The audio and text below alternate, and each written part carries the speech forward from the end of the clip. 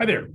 My name is Peter Keratry, and I'm the Executive Director of Stewardship and Development for the Catholic Archdiocese of Oklahoma City and the Catholic Foundation of Oklahoma. I'm here today to just briefly talk about our experience with post-campaign activity and fulfillment of pledges. My talk is going to be no more than 3 to 5 minutes, so I just want to share with you a couple of the nuggets that are related to a campaign that we ran here in the diocese. First of all, you should know that this is the first ever capital campaign run by our organization, the Catholic Archdiocese of Oklahoma City. It began in July of 2017 and ended in June of 2019. That is to say that the active phase of solicitation, where we did major gifts, kind of in all different layers of solicitation activity over that 2-year period of time. Our original goal for the capital campaign was 55 million. We had pledges of 91 million. And I'm very, very pleased to tell you that as of today, we have fulfilled just over 57 million in cash payments. At the same time, we've written off about $4 million so far. I expect by the end of the campaign, we'll write off at least 6 million, maybe as much as 10. So to put it in perspective, we started at 55. We had pledges of 91. We've already fulfilled 57. What that means is that the Catholic community here, or our general broad community in 106 different parishes and missions, responded tremendously well to the campaign at a much higher level than expected from our feasibility and planning study. We did a planning study early on. We interviewed major donors. We interviewed key constituents, and that study told us that we could probably stretch to raise 55, and we ended up stretching to raise 91. I will tell you that fulfillment of the campaign has been something that we planned for all along. We've had wonderful fulfillment of electronic pledge payments. I'm a very big believer that for smaller level donors, that is to say a donor that gives, $3,000 over a 5-year period, $50 a month for 60 months, or $100 a month for 60 months for a $6,000 pledge over 5 years, or even up to pretty larger gifts. Electronic fulfillment is a key strategy that we have implemented to fulfill those gifts over time. People are used to paying their bills electronically. I haven't written a check personally in many years. If I'm going to do any kind of a check at all, I go into my bank account and I send a check to an organization. So I'm 49 years old. I'm not atypical. We just don't use a checkbook anymore.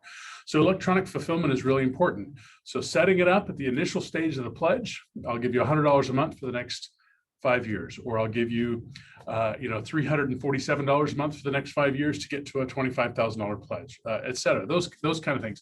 But electronic fulfillment is absolutely crucial in my mind to long-term fulfillment of smaller gifts. For larger gifts, we spend a lot of time talking to our donors about qualified charitable distributions, which used to be called the IRA charitable rollover. The IRS changed the name from the charitable rollover to the qualified charitable distribution several years ago. So the QCD is what we market, and any of our donors who are over 70 years old, it's a very tax advantageous way for them to make their pledge payments. We also have donors who give gifts of stocks, which obviously is another very tax advantageous way for donors to fulfill pledge payments. So we proactively market to those who've already made a pledge about how they could fulfill their pledge in an easier way and a more tax advantageous way for them. We send out a lot of communication, both on social media and directly to our donors about what we're doing in terms of fulfillment of the campaign. We have found that even in the economic downturn of the oil industry, which really impacted us in Oklahoma in a very significant way, we have been very, very lucky to maintain our relationships with our biggest donors. And in fact, even the ones that have paused their pledges are very clear that they want to restart their pledge payments eventually. And some have already done so. So we had a big slump in the oil and gas price, which dramatically impacted companies in Oklahoma. It started to come back now. And truth of the matter is, our donors are beginning to recover.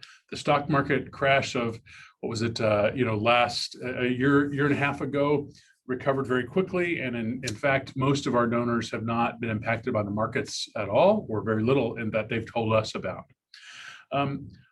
The one thing that the market does that is really relevant to pledge fulfillment is if people feel like they are less wealthy, then they make fewer gifts. If they feel like they are more wealthy, then they can make more gifts. Whether the reality of that for their daily cash flow is true or not, it is a perception, a feeling of wealth. And that is a real factor for us. But I will say that whether it's the pandemic or the economy or any other factor, building close relationships with our donors, going to see them and talk to them, being really clear about communication, about what we do, how we're doing it, spending a lot of time saying, here, your dollars at work are making these things happen.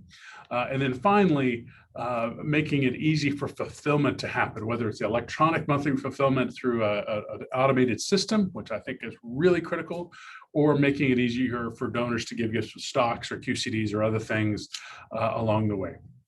Anyway, I wish you the best in your campaign. Thanks. Take care.